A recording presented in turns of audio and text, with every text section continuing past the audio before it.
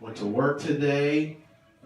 Like Rishi, Rishi got fired. I was laid off for a while. That shit is not fun. Let me tell you. I have a job now, so I can feel better. I can talk about it. But when I was laid off, I was laid off for about 9 months. It's like an unemployment baby right there, and shit was not cool. It got really bad. It got so bad. It got to a point where basically what I would do with my day is that I would wake up, go out with my friends late, get drunk with my friends, go home, and then I would drunk email my resume to people.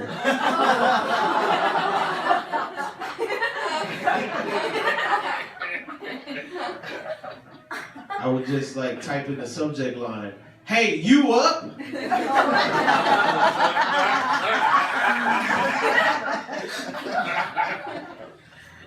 Please see attached.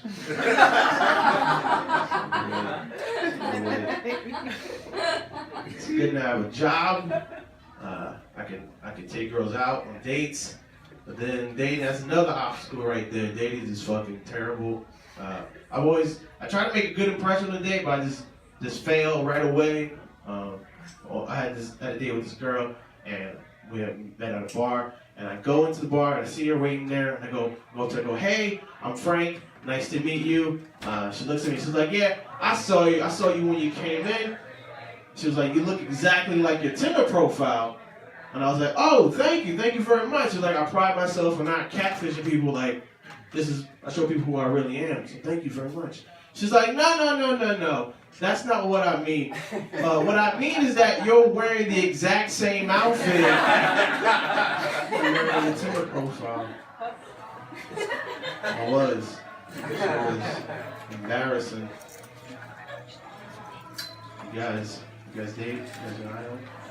Oh, I need a couple. Well, alright, here's my premise by saying, so like, I like to watch, I watch porn, but the kind of porn I watch, I watch amateur porn, but it's only between a boyfriend and a girlfriend having sex in the studio apartment, because I'm single and I don't have that in my life, so I need something to reflect off, a goal, if you will. So I like to look at relationships blossoming on Pornhub.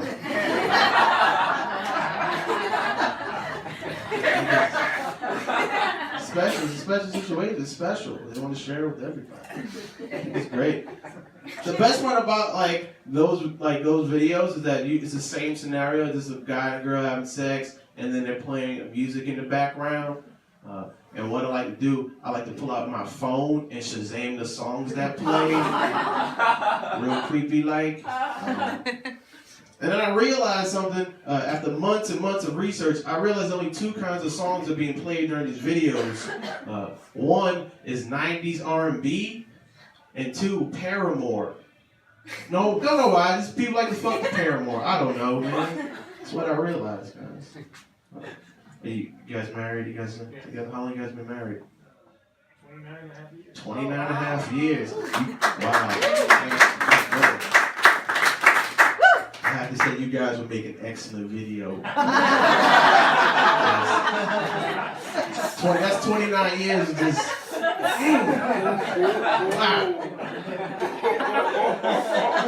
You already know each other one, like what to do. It'll be like a quick video, like it'll just be like 3 minutes. And it'll be good though. It'll be really good. As opposed to somebody you just met somebody for you've been dating like 2 months. Your video would be like 10 minutes, but it'd be like 3 minutes like fumbling around and shit. And it's just like, I can't get off on that, man. 29 and a half years. Ooh. God. That's a great video right there, man. Amazing. You guys read books? Yeah. Oh shit, got some losers. No. I should be reading more. I don't. I just try to watch the movie whenever they want to make the movie. I just do that. Lazy that way. I have this group of friends. They actually like read books and then they go watch the movie and they critique. They judge, get the difference. It's very annoying. But they very annoying. They white. I'm not gonna lie. They white. They cool. But they watched that movie, The Martian, and of course they read the book and they were judging it like, oh, the book is so much better. There's all these differences, and this is why the book is better.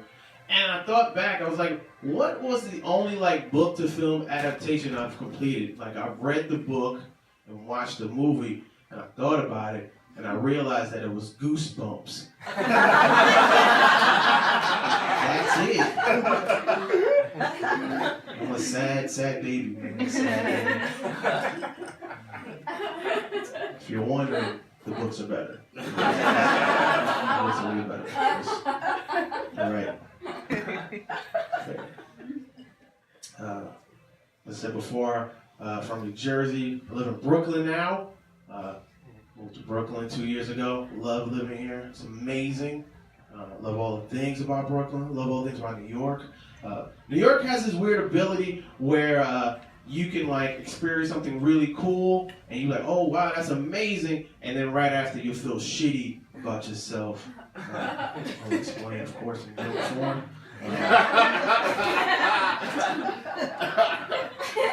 One time I was walking down the street and I saw a Lamborghini just pull up alongside me. I was like, oh shit, that's a Lamborghini. Like, it's fucking cool. Like, I've never seen a Lamborghini up close.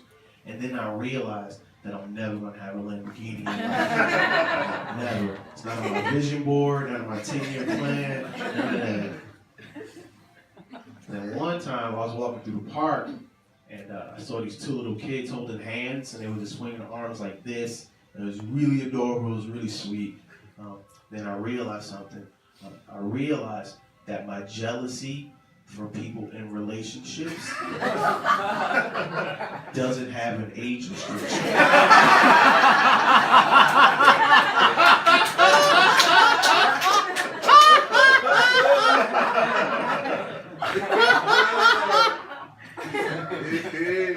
Like I saw those two little kids holding hands, little 6-year-olds, so precious, and I was just like, hey, fuck you guys!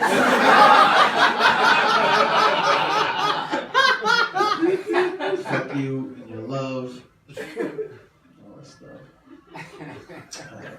Glad to be in New York though. New York is great because I was living in Jersey and I lived in Newark, New Jersey, and if you're familiar with Newark, New Jersey, yeah, that's you may have seen Newark on the news from time to time, and most of the stories are true, not all of them, most. All right, like 99% of the stories are accurate.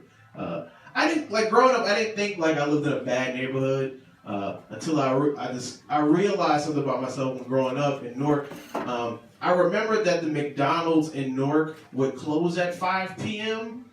Like that's a signal that you live in a really bad neighborhood where your McDonald's has office hours. You know? And you just, like, growing up, I didn't think about that. I just figured, like, hey, you just gotta get your cheeseburgers before dusk. Like, this is something you had to do to survive. It's fine. It's fine now. I was lying before about reading. I do read. What I like to read, I like to read the AM New York. Yes, thank you. If you're not familiar, out-of-towners, with the AM New York, the AM New York is this piece of shit newspaper. Ex-homeless people throw out your face real aggressively on your way to work. And it's a great paper, it's free. It's filled with great articles. Like if you go to the back, there's stuff about varicose vein removal, erotic massages, weird shit like that. Another thing I like about the AM New York is how short the articles are. They're really short stories. Like you can read an article and be done with it by the next stop. It's amazing. Like one time I was reading this article about how there was a rapist in Staten Island. And that was the end of the article. That was it. No additional details required. I was watching that movie, Mrs. Doubtfire. I love Mrs. Doubtfire. This is a good movie. I love Mrs. Doubtfire. And I realized about something about Mrs. Doubtfire, about how gangster Robin Williams is in that movie, how much of a hustler he is. He's so much of a hustler that basically he dressed up like a British nanny to see his kids, but in the same motion, he was actually getting paid by his ex-wife to babysit his own kids. That's a fucking genius. Holy shit. Is that crazy? That's fucking amazing. I revel in that genius. Wow.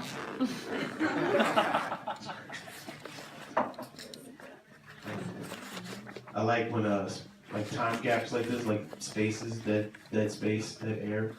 As a comedian, what I like to do, I like to think about all the bad decisions I've made to get to this point. Like, oh, why did I smoke that weed in 6th grade? I smoked that weed.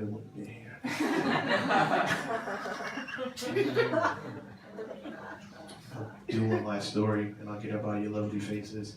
So Mother's Day is approaching. That's great. Clap for moms.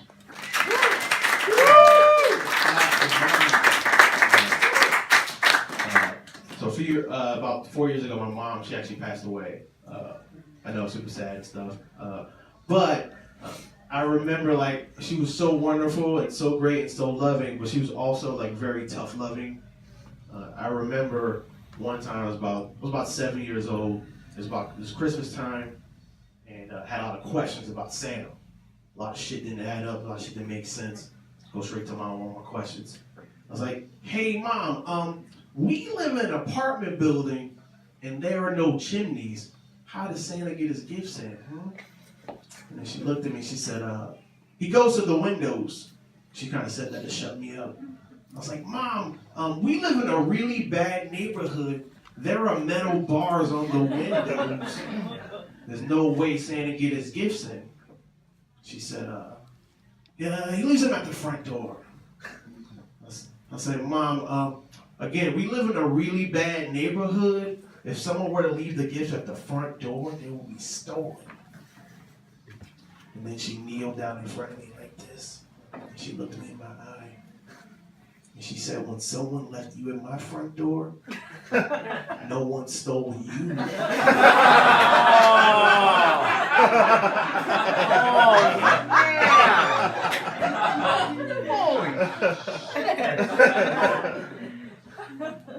Guys, it was at that moment when I realized two things. One, Santa Claus is possibly my father.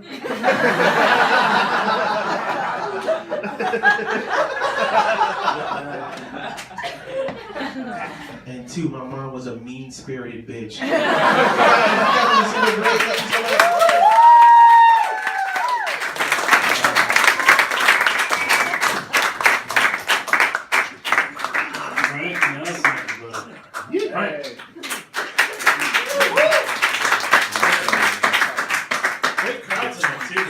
Before?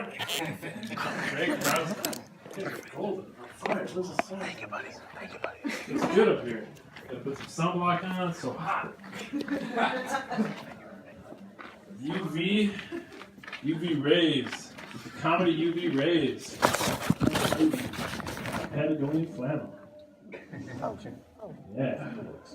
Looks good. Everybody's here.